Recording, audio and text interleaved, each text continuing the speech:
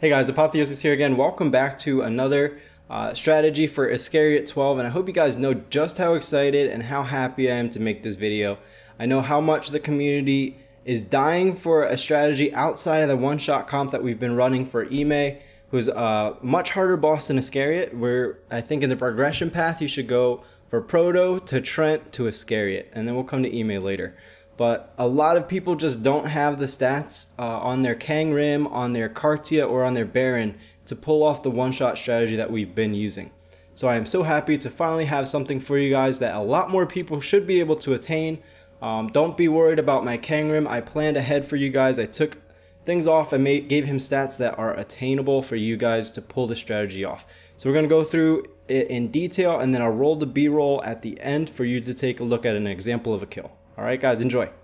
So we'll start off with a bit of discussion about team comp, and each piece that I placed here serves very good synergy with the team for the purpose of this fight and the mechanics that it brings. So we're going to talk about each role that they play and why it's so hard to replace any of them. If anyone's replaceable, it's going to be Kang Rim, but we'll talk about that when we get to his piece of the discussion. We're going to start off with talking about Trent.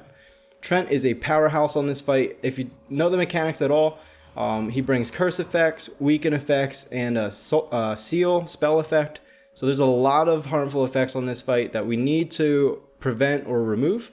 And as far as prevention goes, Trent is one of the best. We have his passive 3 reduces the debuff inflict rate of all enemies by 50%. Now 50% does present some RNG to this fight. You're going to make different decisions depending on how this passive plays out. And you can kind of clean up for that by bringing potions. So this gives 15%, this gives 20%, and we're going to bring, I think this is weaken, this is curse, and this is spell. So just cover all your bases. These are super cheap to make. I have like 1,000 materials for each of them, so I'm going to use them for when I need to clear Iscariot. And then the other pieces that he brings, definitely his S2, you want to skill this up to max so that you get the 2-turn immunity. As many harmful effects as you can prevent, the better. Then we have his S3. The boss has an AoE buff removal, so he's even going to remove the immunity because that is an enhanced buff, and then harmful effects are going to start coming in. So when that happens, Trent comes in the clutch because he's going to remove all those bad things. He's going to clean the board of all those harmful effects, and you can start over. So you'll see that throughout the fight. And I think that's where Trent almost becomes irreplaceable. You can try to make up for him with other pieces, but for now, aim for this strategy.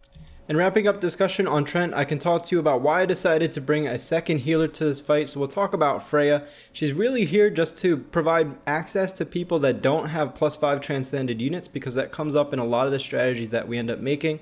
Freya's going to help us survive one of the one-shot mechanics on this fight. So the magic damage that comes in from the Summon Spectre Envy, on phase 1 it's a lot easier to survive because you're preventing Brand of Sin with immunity, and so you don't have to deal with the increased damage that comes from having Brand of Sin on a target. This is you're not able to remove Baptize, and this increases the damage that you receive by 40%, so that turns the magic damage from this attack into a one-shot. And if you're not max transcended, it even does 60,000 damage, I think. I guess depending on your magic armor. But it does a lot of damage and potential for one-shots. So we bring Freya to shield this damage. And if you're having trouble surviving, just take a look at how well you're shielding before this comes through. Every boss attack is linear, so you can know when this is coming and plan ahead for it and make sure that your shields are up. And shields also benefit from being a soul effect, so when you clean things up with Trent's S3, the barriers won't go anywhere. They'll still be there when this attack comes through. And to wrap up our discussion on healers, it is very important that you understand this mechanic and deal with it. The Spectre of Original Sin, keep an eye out for this debuff. It means that the target has a curse effect on them, and any healing that they receive will be converted to soul damage. Bringing 2 healers, it's very important to be aware of who has this out at any given time, because an AoE heal can turn to an AoE nuke. So that includes Trent's S2, which you may think you're putting up immunity, but you may be nuking your team. Freya's passive, Freya's S2, Freya's S3. And also the Emperor Necklace will cause some damage, and Trent's passive. He has a passive that heals at the start of his turn. Okay, so keep an eye of all those things and be aware of who has these marks. So before we leave the index, we can talk about the barriers to damage and our reasoning behind picking Kang Rim and Caroline as our damage dealers. So first off, we have a massive amount of physical and magic defense, and if you watched the last strategy, then you know exactly how much attack power you need to bring that down to a level where you can do any damage. So that is going to stop a lot of damage. Then we have crit resistance, which interferes with a lot of people's kits. Like Arslan, we know, is a powerhouse when it comes to damage, but when you remove that crit by making something resistant to crit, it removes a lot of his kit, and he does a lot of less damage into that massive amount of physical defense. So we go with Caroline and Kang Rim for a couple other reasons. So let's take a look at Caroline's kit. Now, before you assume that I included Caroline in my team comp because I'm sponsored by Gameville or I'm some Gameville puppet, take a look and let me explain. Take a look at this mechanic. This attack here happens throughout the fight. It deals damage based off of the target's defense. It does 0 damage outside of the defense scaling, and it will do 2 times the target's defense. So we can't use Bubble Tea on anyone that's going to be a target of this attack because it's going to do 2 times that Bubble Tea's armor increase as damage, and most people are going to die, or you're just causing damage that you don't need because it's soul damage and it's going to go through any barrier effect that you put up to try and resist it. So Caroline has amazing synergy, and she lets us almost completely ignore this mechanic because of her passive converting all of her physical defense and magic defense into attack power. So this does 2 things. It increases her attack power to 33,000 with what's on my gear. I have 14,000 defense on my gear. So she becomes the highest attack power in the room, and that attack will always attack the person with the highest attack power. So she lets you completely ignore that mechanic because, as you know, she goes into a fight with 0 defense, which used to be a weakness, and now it is a strength. It is a strength on this fight.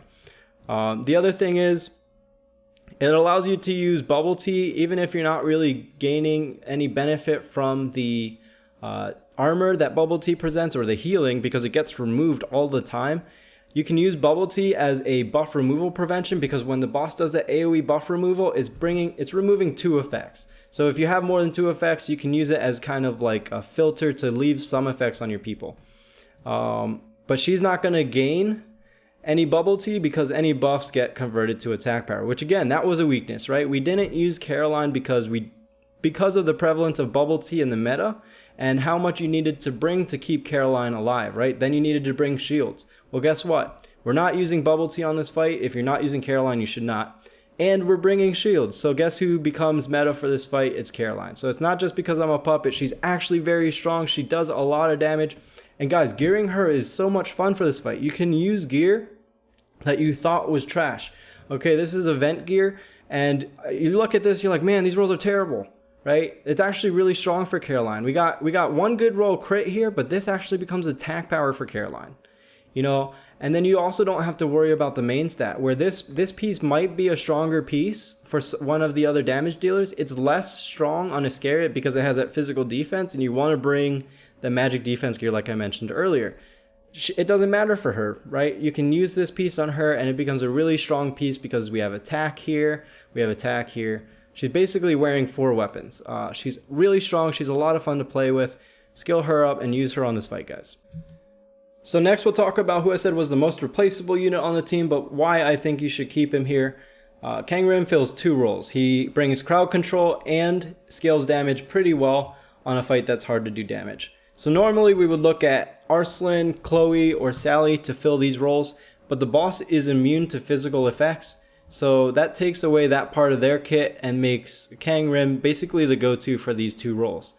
The boss is 53% resistant to restrain, I believe. So that makes the S2 pretty easy to land. You can use it when you want it, which feels really good when we're talking about RNG and just less frustration in the fight. You can use it when you want it to do damage. Bring the full moon and that goes down to like 28% resistance, which helps a lot. Then he scales damage as well on his S3 because the boss is immune to instant kills, so he gains double damage. Despite that magic defense, he can do some significant damage.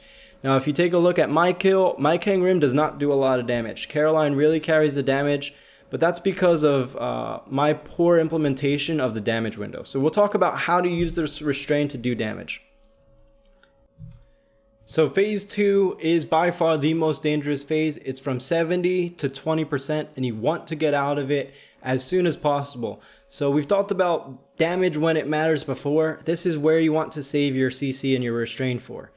The damage, the boss's attack order, we can talk about that first. So he's going to do 2 attacks in one now. He will start off, his first attack will be the defense soul damage, followed by the AoE strip. The second attack is going to be the AoE strip, followed by the magic damage. The third attack, he's going to put out curse, the death curse. He does not strip when he uses this. So this gives you a 2 boss turn window to do damage, because the biggest barrier to damage in this phase is that he's stripping your attack buff all the time. It's very hard to do any type of damage. So this gives you 2 turns to set up a damage window. Restrain and crowd control extends that window for you. And you're allowed to action disable him twice. So land the restrain here, and it gives you a bigger window to do damage. Just make sure, you'll see I messed this up in the video. Restrain after you use Trent's S3. So save the Trent S3 for this point right here. Death curse goes out. Remove all the bad stuff, because you're removing despairs. That way you can buff Wei Wei's attack power buff. And then my Wei Wei seems to always get the death curse, and she survives by using her S3, her ultimate, and it will remove this death curse. She will not die. Then let's see. I think that's all you need to know damage. You can see that I mess up the restrain. So don't do that. Use the restrain after you remove all the harmful effects, and then you'll have a little bit more damage coming out of your Kang Rim than I did. Now, I'm sure plenty of you have figured out from my previous videos that I have invested in Kang Rim's dimensional slate, because to me, those resources were part of my progression path and my fun that I have in this game, theory crafting, using that comp. But it does not need to discourage anybody. The stats that I used for this kill are fully attainable if you gear your Kang Rim. I just took the gear off of Kang Rim to give him stats that you can get. You definitely need to bring, a full moon 3 set. That way you have an easier time landing that crowd control. And then even if you're not max transcended, if you can't get 19,000 attack using your gear, you can see how little impact Kang Rim's damage had on my kill. He's here for that extending that damage window like we just talked about. And then you can optimize his damage probably even higher than I did, just by using that restrain properly like we just talked about, and by making sure he has Wei Wei's attack buff when he's using his S3. I hope that makes some sense and you guys aren't discouraged because I brought Kang Rim. I actually was delayed in making this video and getting this strategy to work because I wasn't using him for so long. But I figured out how to make stats that were attainable, so I hope that works for you guys. And I hope this team comp is attainable for a lot of people. Otherwise, I think we're done here. I will include any notes that I missed in the description or on the side as the kill video plays. Enjoy, and if you have any questions, hit me up in the Discord. Thanks for tuning in. There's not a single day that passes without you on my mind. Not even 1 minute can end up before you come around. I yearn for the days when I see your face here before me. I long for the times you held me in your arms. Whoa. How I wish that you were here to give me everything I want. But I know that life's unfair and we can't always have it all. Whoa, whoa, I wish that you were here. Whoa, whoa, I wish that you were here. I wish that you were here.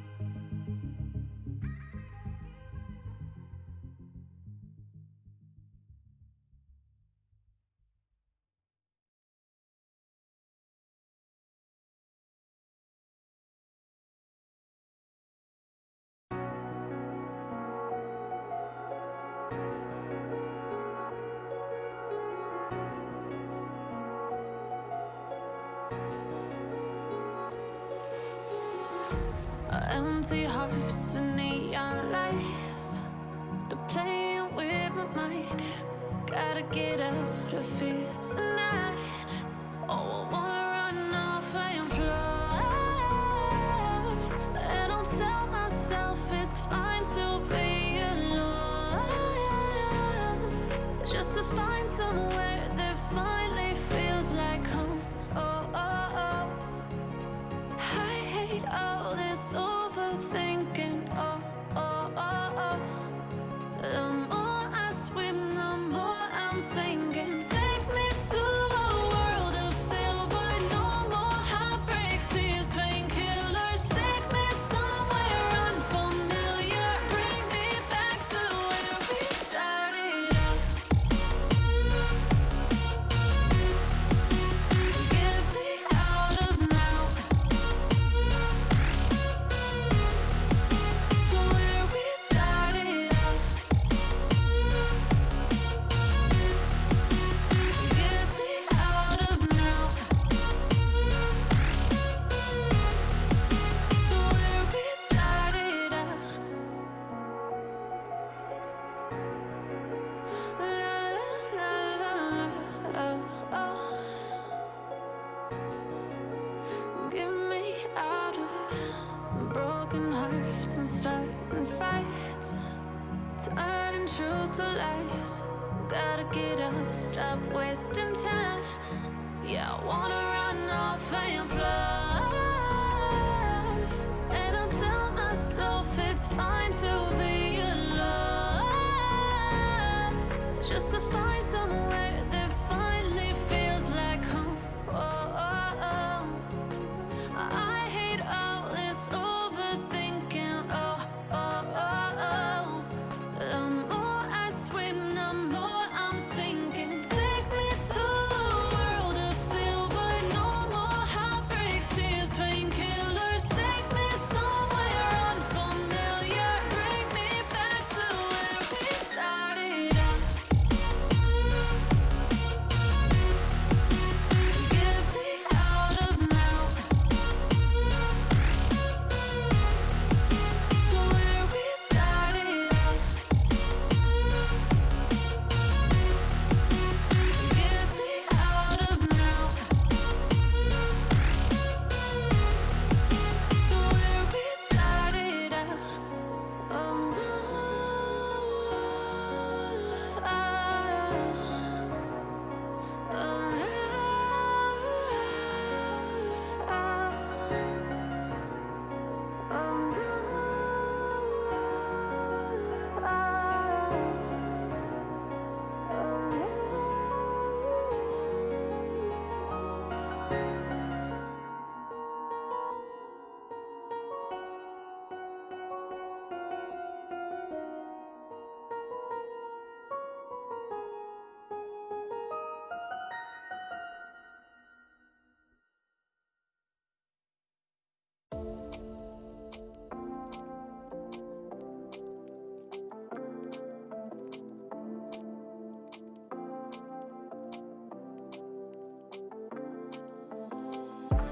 Take it all back, hate the things that you said, 'cause I wish you didn't mean it. I'm under attack, running far, far away, and I'd rather keep my distance from you. You don't gotta lie to me to get through. Push and pull me off into the deep, and let's pretend that nothing ever happened on that night.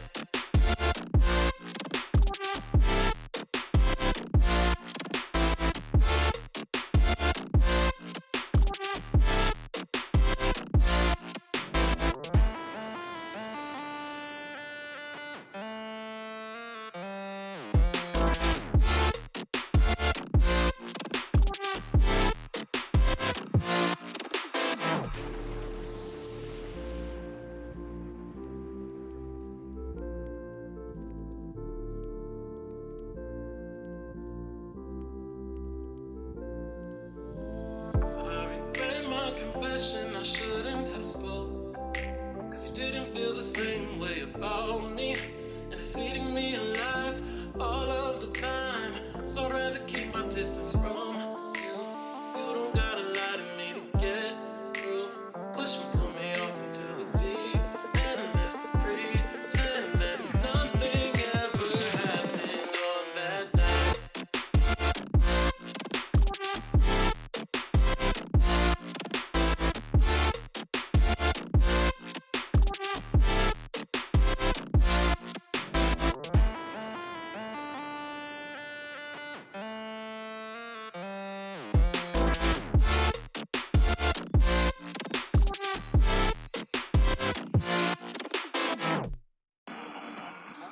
It has been established that persons who have recently died have been returning to life and seeking human victims.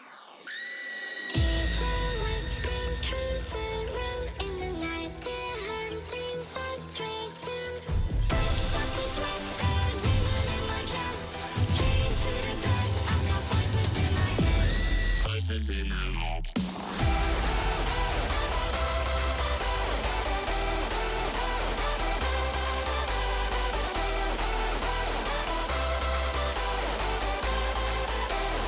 Voices in my head.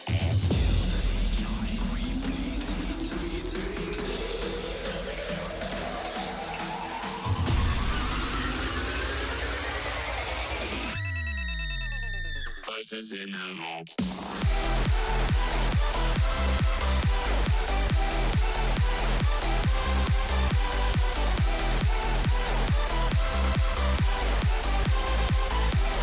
Voices in my head.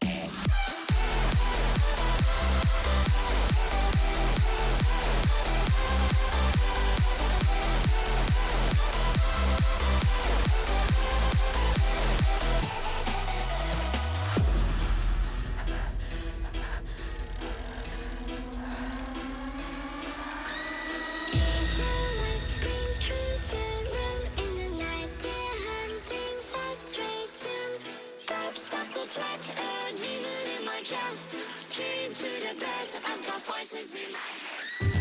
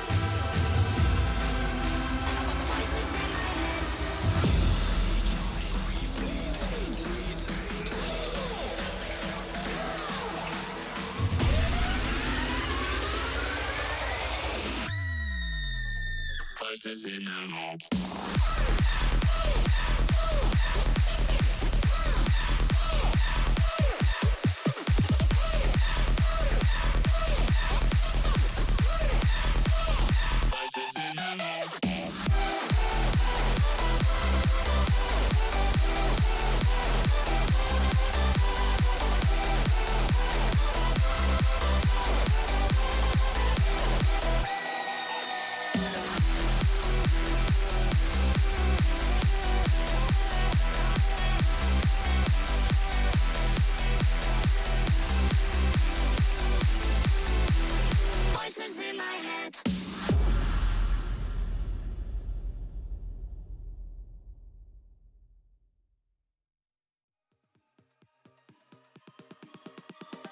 Oh, you came and tucked your way into my heart. Oh, you look at me in ways I never loved. With you I know that this is all, so I don't need to take it slow.